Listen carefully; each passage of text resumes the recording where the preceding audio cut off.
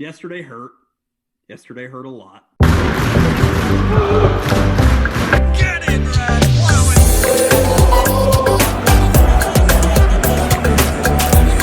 Pat's right back is... Oh my fucking god!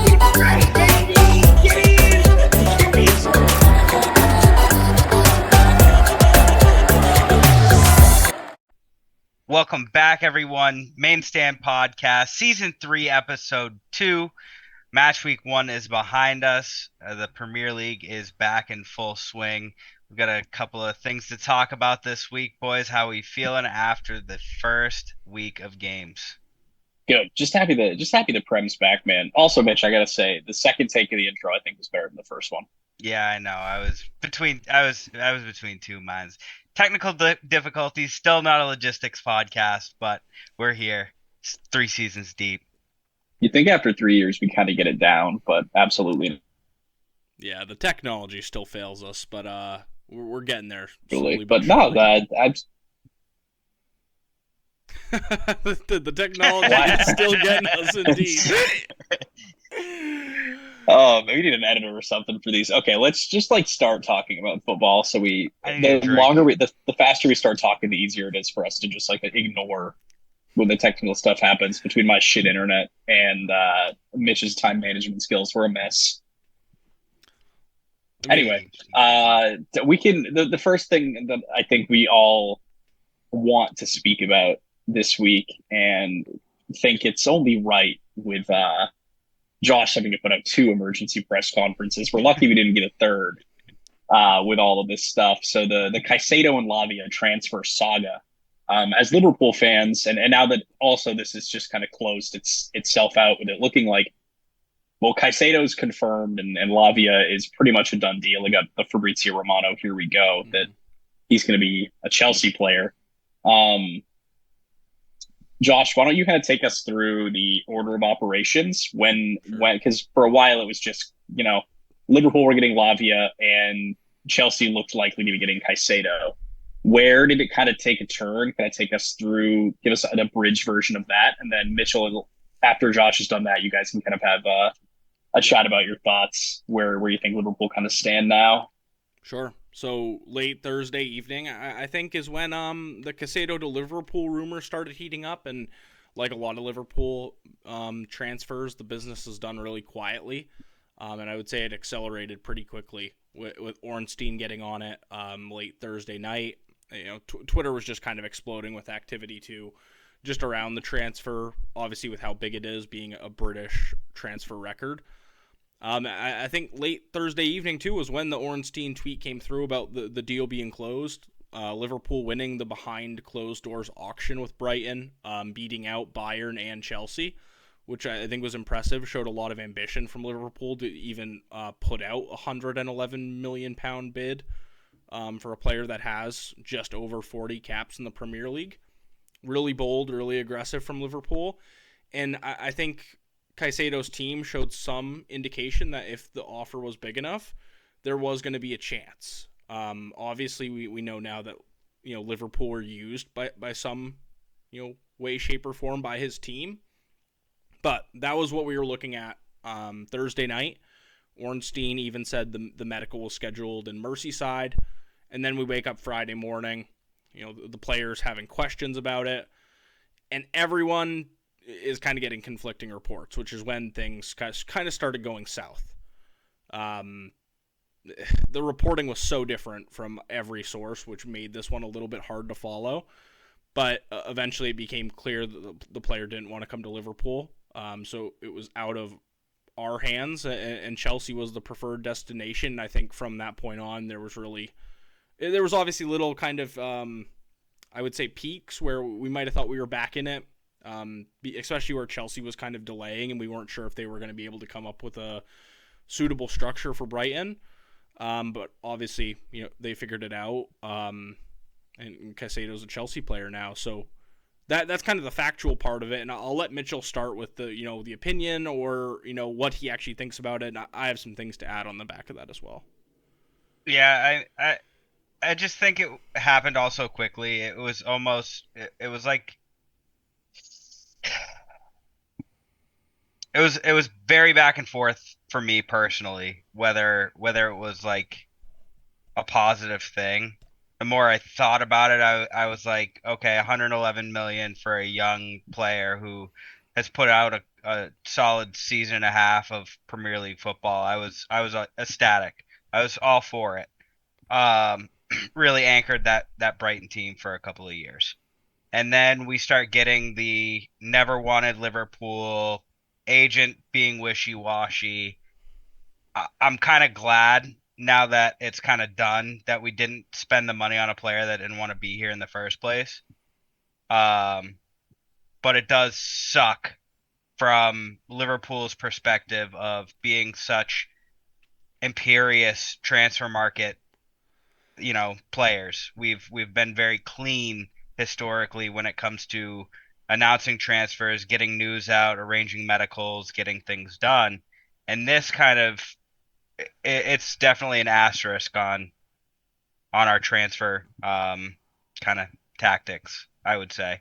Yeah, yeah. I don't even know if it's an asterisk as much as it is like a Black bad mark. a bad trend. I would say in our business.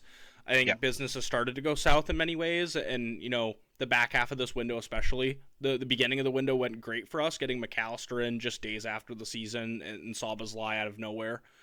But it starts to kind of poke holes in the George Schmatka, tenure at Liverpool as sporting director this summer, because I think it shows that the club really had no plan. Obviously, they didn't expect to lose Jordan Henderson and Fabinho, but at the same time, to not have any, backup suitable options. And losing out on Caicedo is one thing for me. That doesn't really bother me. If he wants to go to Chelsea and make more money, live in London, so be it. A lot of players do. Lavia is the one that kind of really stings because we made him feel like a second option. That actually came out today in a news report, which is the reason he's preferring Chelsea and going to end up wearing a blue shirt. And I think that just kind of points to a general misdirection of Liverpool's transfer business and just an unreadiness on their behalf. And now we've played our cards at the poker table in the sense that everyone knows we have $110 million to spend and need a left-sided center back, probably a left back, and two midfielders. So it's tough in many different directions. Again, Caicedo doesn't bother me as much. Yep. The Lavia one is really, really hard. And now Especially we're going to be after stuck with few options. We're talking about Florentino Luis, Andre from Brazil, Sheik Ibrahim Doucouré. Sangare. Yeah, Sangare is another name being thrown around. Obviously, Kefren Thuram, Manu Kone from Borussia. So the short list isn't very long now. We've saw names go past us, and what's frustrating about all this is that this could have been done earlier in the summer. If you're going to throw around $110 million, that's great. It's a great sign of ambition from the club and the ownership. But at the same time, where were we with Declan Rice a year ago when Arsenal were starting to tap him up? Jude Bellingham has huge wages and agent fees, but the same kind of principle goes there. Why aren't we working on these players sooner? Because now we're pretty much stuck, and everyone knows where we are. Everyone knows our hand.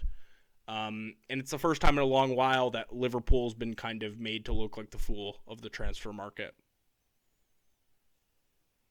Yeah, I think it's tough for you guys, man, especially not getting the Lavia deal in. But I mean, just touching on Caicedo Lavia for a quick second, away from the Liverpool stuff, because I mean, I think you guys are down bad right now. I wasn't convinced by your midfield at the start of the season, and I'm really not convinced by your midfield now. But a midfield I am convinced by, and I'm really interested in seeing how it gets on, is the Caicedo, Lavia, and Enzo Fernandez midfield three. That The feels like LFC midfield.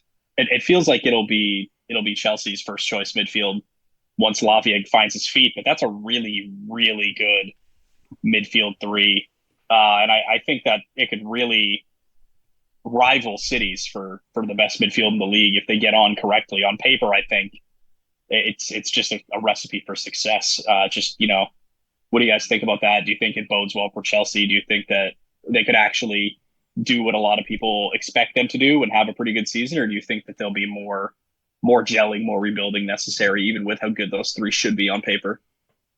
I think it'll be good. I think, and this is just my personal opinion, you could totally be right with this, Pat. I think that they're going to go with a 2 with Enzo and Caicedo. I think Lavia, which is tough for Lavia that he's choosing us out of principle, because I don't think he starts for Chelsea in reality, especially Enzo looked phenomenal this weekend. And Caicedo's obviously they're not going to bench a $120 million player. And I think they're bringing in Elise to kind of fill in that kind of gap in between midfield and attack. So I'm not sure Lavia actually plays. I do think if they bring Elise in, I think that pretty much becomes one of the more dangerous midfields in the Premier League for sure. Does Poch not play like that? I remember at the end of his time with Tottenham and a bit with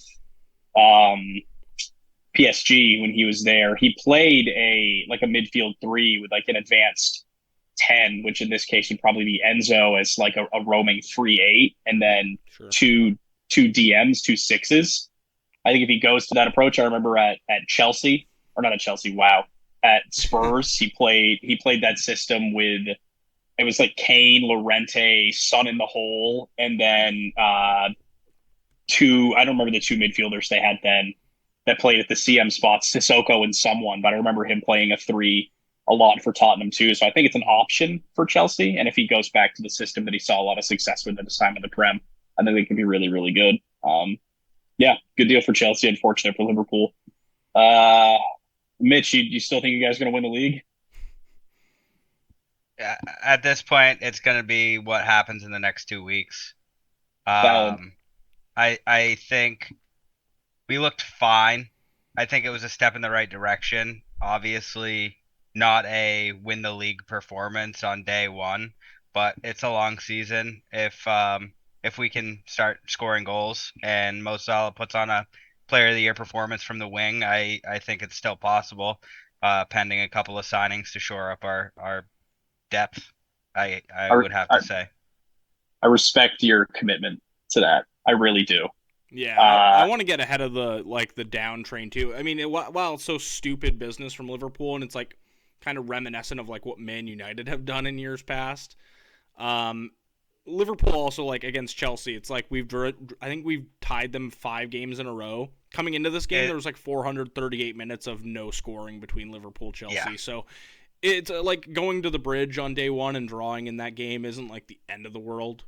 Something to keep an eye on. Yeah, that game had like draw Mitch written said, all over it. Yeah, like Mitch said, what happens in the next 2 weeks, we're going to monitor it. But the kind of story of this episode is kind of Liverpool's business, and hasn't been good so far. It's been pretty shit. It's been Michael terrible. Edwards era. But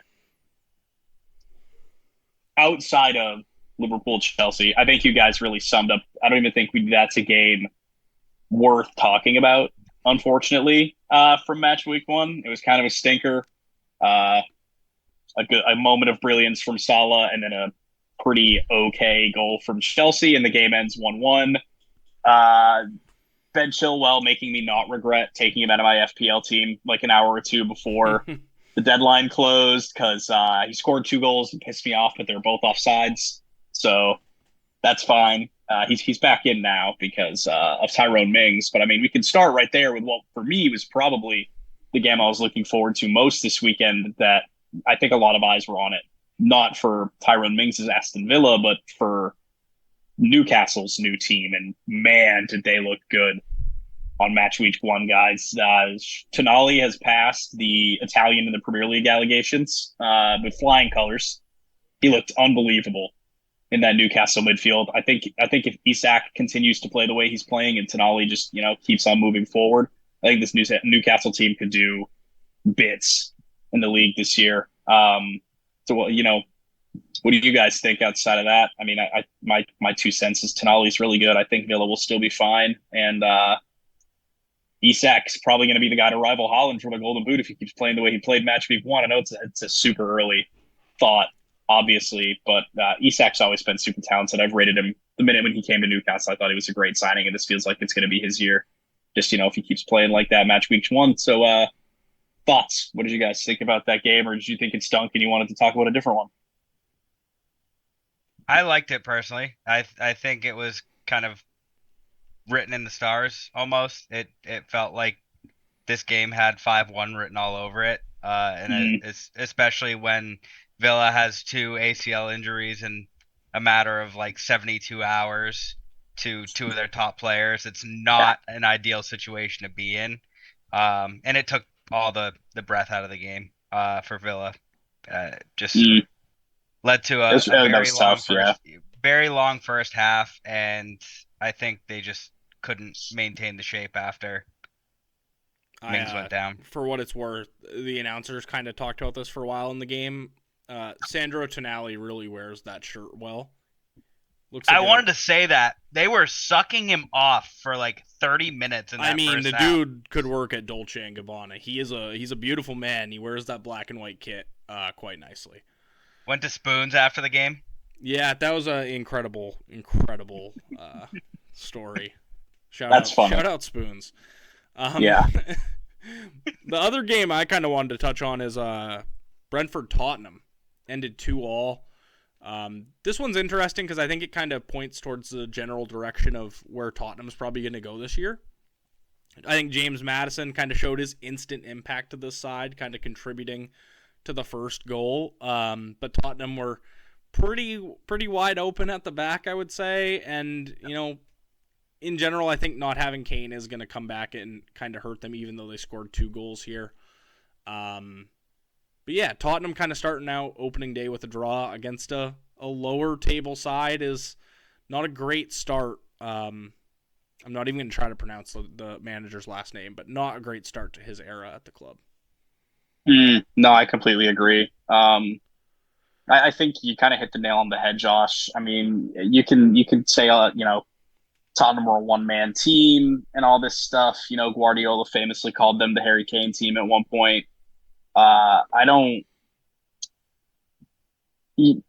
It's tough because you'd think that them being able to spread the wealth and get other players involved a bit more in the attacking third would be a good thing, but ultimately Harry Kane is the guy that could get you that third goal in that 2-2 game against Brentford.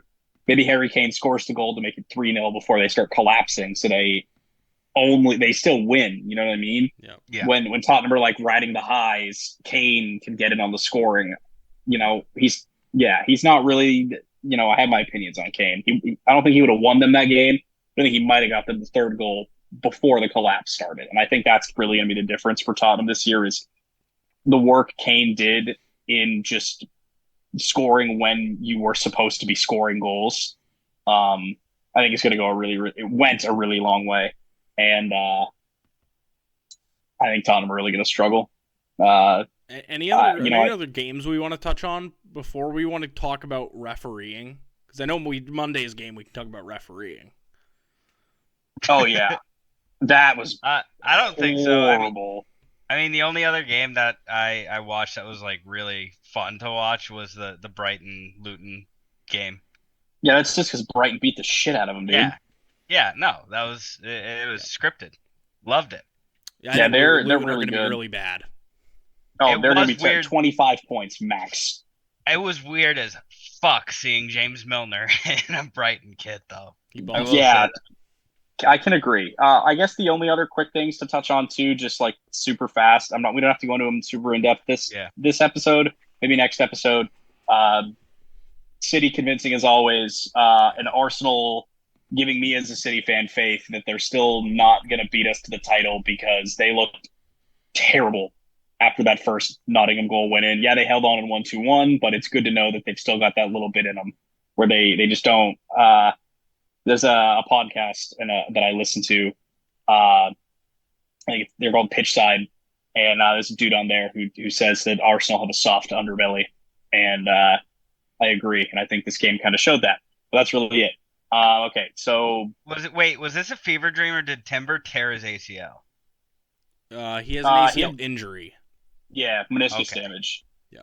Okay. Not a fever dream, believe it or not.